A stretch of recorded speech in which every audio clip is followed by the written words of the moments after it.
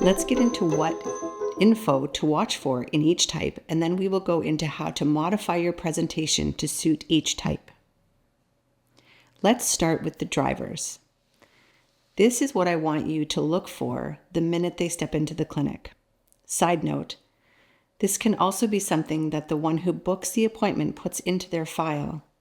If the front staff are aware of the types, they can often be read in a way that when a person books the appointment, they often are direct with front staff, announcing their full name and appointment time.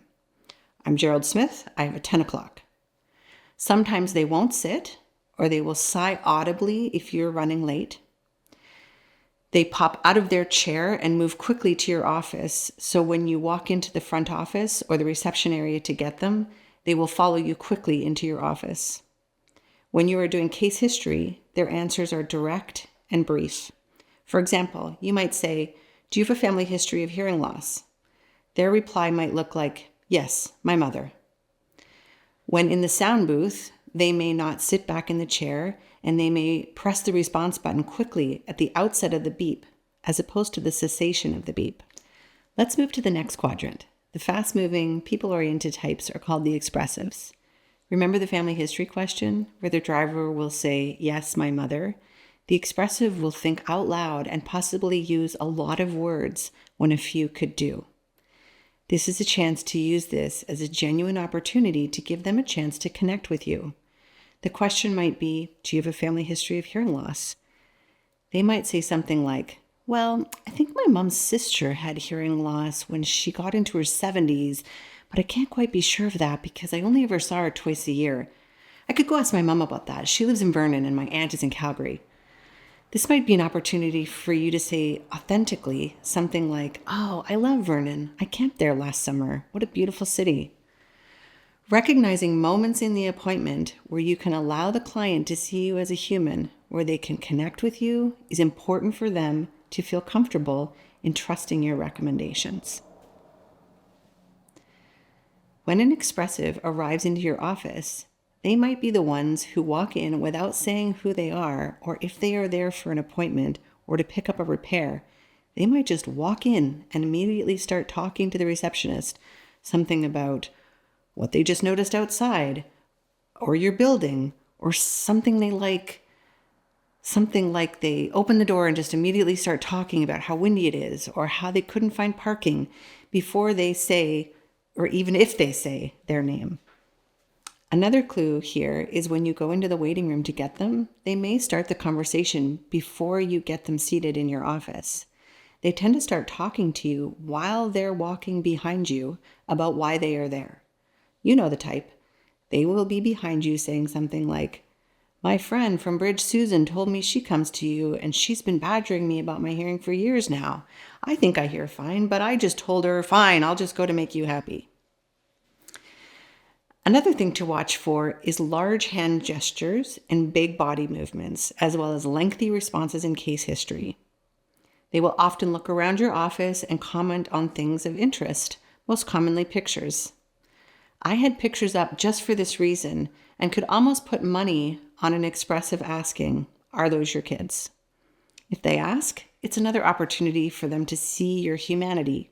Have a funny short little anecdote you can say about them. Expressives are likely to have come in on a recommendation from a friend. And as I said earlier, these are the best word-of-mouth referrers. So it's worthwhile to make these clients happy. Let's move on to the slow-moving, people-oriented types called amiable. I have on the slide here a few things to look out for when trying to ID this type. There are two characteristics I find most helpful. Number one is their rate or cadence of their speech. It's slower than expressives or drivers, and they will often pause before answering a question. You might guess that they are slow movers, but how to distinguish between these and the analyticals? One key factor is typically this type has strong eye contact, whereas an analytical will often look down when answering case history questions. Keep your awareness out for a thoughtful pause. As an example, do you have any family history of hearing loss? They might take a few beats before they answer and will typically not think aloud. Another clue is that they may have limited to no hand gestures or arm movements, and they likely have been encouraged by a family member to be there. My opening question to almost everyone is, tell me a little bit about your hearing. To this question, I often hear that so-and-so has been after me for years to get my hearing tested. Consequently, these are sometimes the types where I test their hearing and they have so much hearing loss, like a 50 dB flat loss, and they've never had their hearing tested before.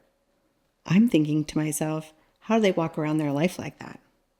Now, let's move to the slow-moving, task-oriented types called the analyticals. Clue number 1. You go out into the waiting room to gather them and you announce their name. An analytical might take a moment to sit up, then slowly stand up, then hang up their coat, all while you now have to wait for them. This was always such a puzzle to me as a driver. They had ample time to hang their coat, but they chose the moment I was ready for them to complete this task. My old self used to be annoyed by this, starting me off on the wrong note, and now I think, one check in the analytical box. These types are likely to announce their arrival time clearly and with their names. Jim Smith for my 10 o'clock. They have a lot more perceived time than others, and these are the people that will make us run 15 minutes behind. Another tell for analyticals is that they will ask for clarification on how to do the task because they want to make sure they're doing it right. Case history will be detailed and brief, and watch for them coming into the appointment with folders or information from previous research they've done. These are the types that have maybe gone to 2 or 3 other clinics but won't tell you on the outset, as they can be skeptical and self-protective.